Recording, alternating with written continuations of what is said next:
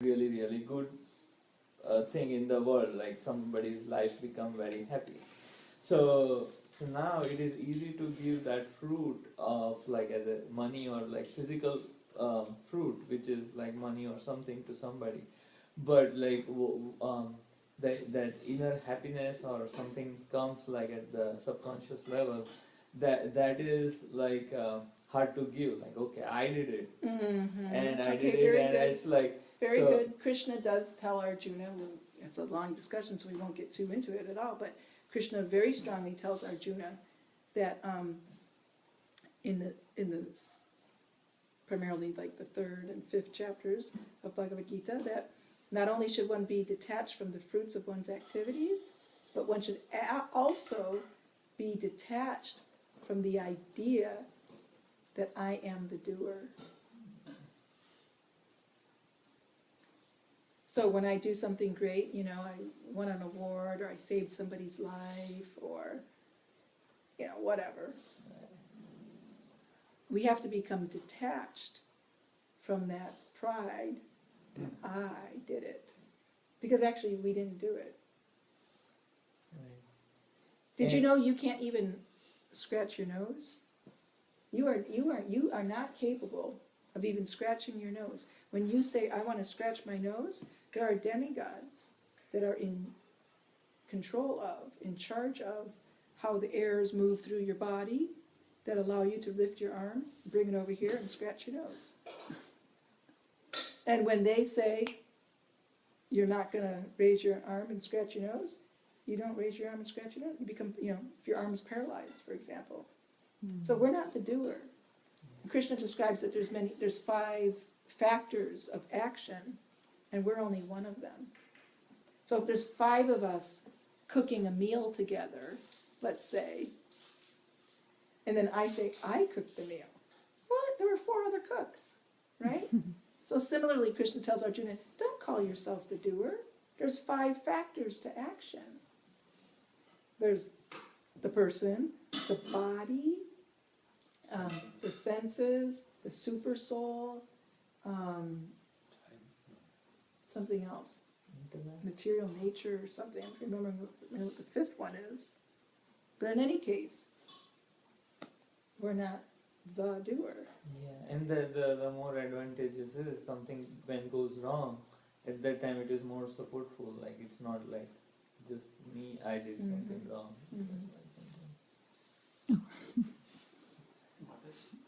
Then what about thoughts? Thoughts are also controlled by demigods. The mind is also controlled, but that doesn't mean we're not responsible. Controlled means just like the child is controlled by the parents. So if the child wants to do something, the parents have to sanction it. Yes, you may do whatever. So similarly, we want to raise our arm, so the demigods fulfill, okay, here, we'll arrange the airs so that you can raise your arm. And you want to think certain things, okay, we'll arrange that you can do like that. But also as a punishment due to past bad karma, we might be restricted. I want to raise my arm, but I can't because it's paralyzed. I want to see, but I can't because I'm blind.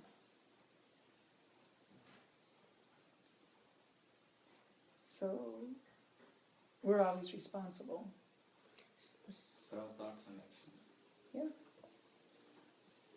There are some roadblocks because of the past karma. Yep, but that can be easily overcome. Very easily overcome. Karma is a roadblock, but it can be very easily overcome simply by hearing and chanting. Actually, in the 1st canto of the Srimad Bhagavatam, 2nd chapter, that's very nicely described. That Shrinvatam Svakata Krishna, Punya Shravana Kirtana, Hridyantastohi Bhadrani, Vidunoti Saritsatam. That when one engages in hearing about Krishna, Krishna Katha, in the association of devotees, very quickly, the Lord cleanses the heart of those karmic reactions that are impeding us if we're properly hearing and chanting. So there are only impediments when we allow them to be impediments. The Krishna consciousness is above it. But like chanting and mind comes in between and keep on avoiding, but keeps on coming. So that's not pure chanting. So Right. then there's no progress. There's some progress, but it's slow. Therefore, when Arjuna said to Krishna, Krishna, you're asking me to control my mind? That's like asking me to stop the raging wind, to catch the raging wind. I could probably catch and stop the wind easier than to control my mind. And Krishna said, no, it may be very difficult to control the mind, but, he said, it can be done by detachment and suitable practice.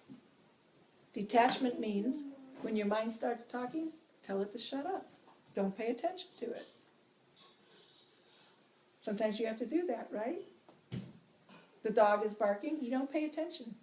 If you're walking down the street and a dog is barking at you, if you look at it, guess what happens?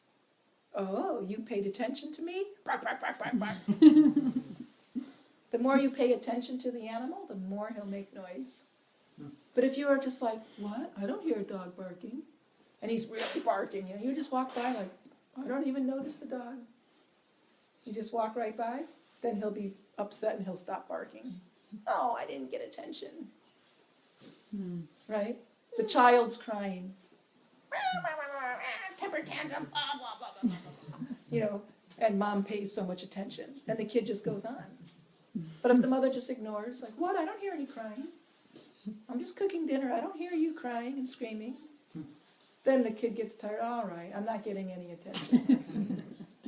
So the mind is like that, just a big baby. Just wanting attention, wanting attention, wanting attention. So we have to practice being detached from the mind and not pay attention to it. Practice, practice, practice, practice. And what happens with practice? Practice makes what? Perfect. Anybody prefer? Practice makes perfection. Practice, practice, practice. What happens if mind is all positive? It's positive. Krishna conscious. Okay. You want to do this, but body doesn't allow you to Body doesn't allow you to do what? whatever. You mean devotional service? Because, my arms and legs don't move nicely, so I can't run up and down the stairs and cook up a feast and play the mridanga and do all this and that. No, devotional service doesn't mean what we do with our hands and feet. It's about what we do with our heart. So we can serve Krishna by hearing and chanting and by remembering. If we're unable to physically engage in devotional service, then we can engage in devotional service with our ears and our tongue and our memory. Shravanam, Kirtanam, and Smaranam, and Bandhanam, offering prayers. So that will take a long time. Okay? No. There's 9 processes of devotional service, and Prabhupada said we can do any of them, or some of them, or all of them, but they're all equally potent. One more question. Either Krishna gives a glimpse, or like you can go from an earth nivritti to Ruchi stage and then come back. The only time, good question, the only time you go, we described the gradual progression through the 9 stages of the development of Krishna Prema. Shraddha, or faith, keeps maturing and maturing and maturing, and it's called different names at different stages, and when Shraddha becomes completely perfect, it's called Prema. So Mataji's asking, is it possible to go backwards? No, I'm saying up to the stage of anarth nivritti. Okay. And from anarth nivritti, next Yeah. is Ruchi. Yeah, So like, Nishta and then Ruchi. yeah. Okay, Nishta and Ruchi. So can you go up and then come back? That's what I just said. You asked if you can go backwards, right? So she's asking, is it possible to go backwards? The only time you generally go backwards is if you make an offense towards devotees. It's called Vaishnav Aparad. I think she said at first, sometimes you get a little taste and you don't get it again. Oh, is that what you're saying? You get a little glimpse and then, okay. Sometimes, yes, when we're on a certain stage, like a Nartanavriti, you might get a glimpse of some nishta and glimpse of some ruchi. But it's like just a little glimpse so you know what's coming. It doesn't mean you were there and then you Right, came back. right. You're Doesn't mean still it- in your place, but Right. you're getting glimpses of Right. the future. Krishna or Guru can give it. Yeah. Hmm. So like you're going through the tunnel and it's a long, dark tunnel. Then you start seeing little glimpses of light at the end of the tunnel. You're not there yet. You might have a couple more miles to go. But now at least you know, oh, it's there. And then you might lose sight of it. But that's okay. You know it's there. So Krishna gives little glimpses to the devotees sometimes to encourage them to keep going.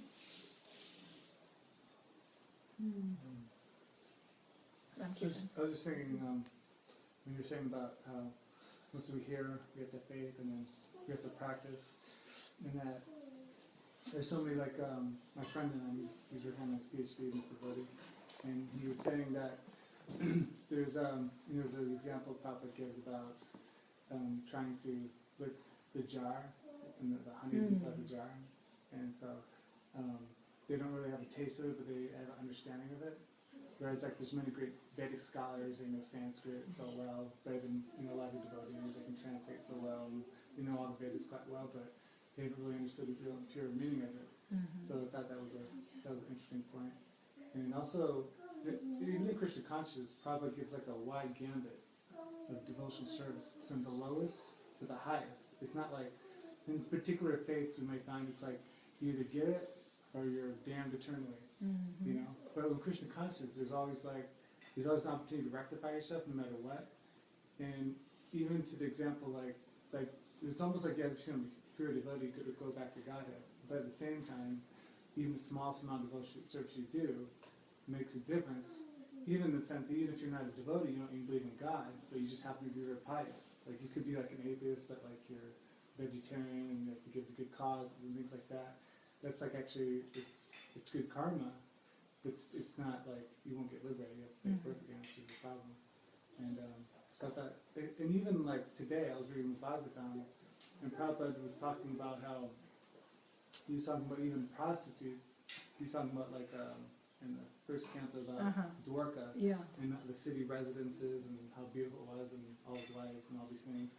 Because said even in Dwarka there were prostitutes, and he was saying that even a prostitute can be a devotee as long as her consciousness is there. And I was like, they were like, wow, okay. And then Prabhupada talks about how one has to follow the principles, but then at the same time he's saying that even a prostitute can be a devotee, Yeah. which I thought was very interesting. So I don't think you ever see this any other type of faith or practice where there's such a large, I guess, gambit of ways of making the small amounts of devotional service from a prostitute becoming like a pure devotee. I thought that was it's a very interesting concept.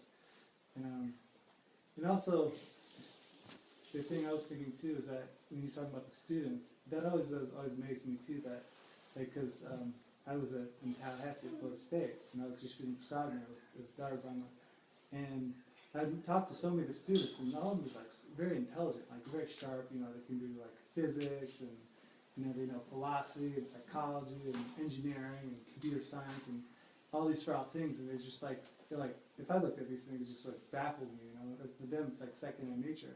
But for some of them, they couldn't even understand some of those basic concepts of like even being a vegetarian or just like, even trying to understand open Bhagavad Gita. So I've had that very same experience. And it only comes to reason, what you said, is that it's not that they can't, it's just like they're in a particular type of mode of energy. I mean, in one sense, I guess they're in goodness because they're very intelligent. That's a sign of like goodness. But in another sense, they're in like mode of passion, ignorance, because in some of the activities they're engaged in. And particularly, I have a family member that she reads like novels, like she can read a novel in like 2 days. Like she reads like novels, like 3 novels a week, like really big ones. And I'm always telling her about Krishna, and I said, well, check out this book and check out Bhagavad Gita. I even give her like real easy things, nothing philosophical. I give her like something like The Journey Home or something like that. And you'll kind of look at it and then put it down, and it always wonders me that she could get so much into these useless novel type things that and yet she can't even pick up like the Bhagavad Gita or like some easy to read book like Journey Home for like, you know, a couple pages, because they're a particular mode of energy that they can't really get it. And without receiving, we might be offered, but without receiving the mercy of a devotee, we'll never be able to understand even the basic ABCs. Mm. So devotees are very merciful. They're always going out and freely distributing mercy to anybody and everybody, whether they're family members or perfect strangers. But the other part of the formula is that person has to receive it. You can give like anything, mercy, but the person has to also receive it. Yeah. So the adhikar of that person Yeah. is a very important factor in the formula. If their adhikar is 0, you know, even an Uttama Bhakta tries to give them mercy, that won't happen, Yeah. you know? Yeah, I guess also the idea of like faith, like people won't necessarily believe in God unless they see God. But it's like people with so much energy do so many types of things, like their career, their family, or so many types of things. And at the same time, they, you know, they want to know God right away, but they don't want to put any work into it whatsoever. And so that's always, I think, a really strange thing too. Like, you know, if you show me God, then I'll believe in God. But if you're not going to do that, I'm not going to do anything either. But it's like you can't do anything in life to be successful, anything, to know anything if you don't put at least some work into it. And people just want, like, you know, God to show up in front of them, and then they'll believe in God. Right. But like no one wants to really put work into it, and then they like, you know, they blame God for all the problems in the world. But yet they're unwilling to do any kind of work to really understand who God is. I have a question about gurus. That nowadays, you know, in the ancient days, you know, that small child will go to Gurukul and he will be watched and taught by the Guru. But nowadays, it's not time spent together with the Guru and disciple is very, very little. So then the senior devotees say, okay, then you have your, you know, scripture. You know, that is also instructions of the Guru. You know, so then if you see Guru, like Prabhupada also didn't say much of the Guru, 3-4 concept. Then still you need Guru. Kind of like if you don't have Guru to really guide you, and you have to take guidance from the books. Well, you know, with today's technology, we have the ability to access Guru in different ways. So it begins by studying Prabhupada's books, because this is, when we read Bhagavad Gita as it is, not just Bhagavad Gita, but Bhagavad Gita as it is, we're not just studying scripture, we're also associating with Srila Prabhupada. The Bhagavad Gita is only, on every page, it's only 1 sentence long. Then Prabhupada's purport fills the rest of the page. So we don't just read the scripture, we're also reading Prabhupada's purport. So that is Guru speaking, his realizations and his instructions, etc. Then, on top of that, having an Uttama Bhakta that we can hear from, in addition to that, we also have in our living life so many different gurus. They might not be on the level of Prabhupada, but it doesn't mean therefore we don't have any gurus. So when the student earnestly hankers and begs for Guru in their life, then Krishna will show us Guru in our life. So there are many advanced devotees. Sometimes they're in our presence and we don't recognize Then them. you don't make progress, right? Because everybody says you have to have Right. Guru. Right. Progress depends on our, On effort. and it's proportionate, it's proportionate to our, you know, submission to Guru.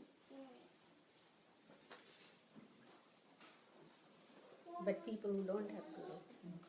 Then progress will only go so far. And if you're hearing from someone Right. sufficiently, and then you can find some other advanced devotees between you and that guru. For Taking practical advice. guidance, for practical You may not guidance. take diksha, official diksha, for 5 years, 10 years. It's not that you can't make advancement. So So you But can if you- make advanced. Yeah, if you can find some devotee that's more advanced than yourself, and reveal your mind confidentially, and with faith and love, take some direction from him. Or her. Your lecture was really, really wonderful. And well, thank you for I wish your I had, participation. Very, very, very clearly, I just loved it. So our only request is that we all try to take home a lesson that we assimilated tonight and practically apply it to our life. Then But apply to life is Huh? how to apply to the life. to your life. No, yeah, my life. How? Oh, these 4 things. Yes, Okay, yes. okay. Okay, Srimad Bhagavad Gita as it is, Ki Jai, Srila Prabhupada Ki Jai. I have, Mataji, what's the meaning of Danakeli? There's a pastime of Krishna playing the role of a tax collector. And he got all dressed up fancy like a tax collector in Vrindavan.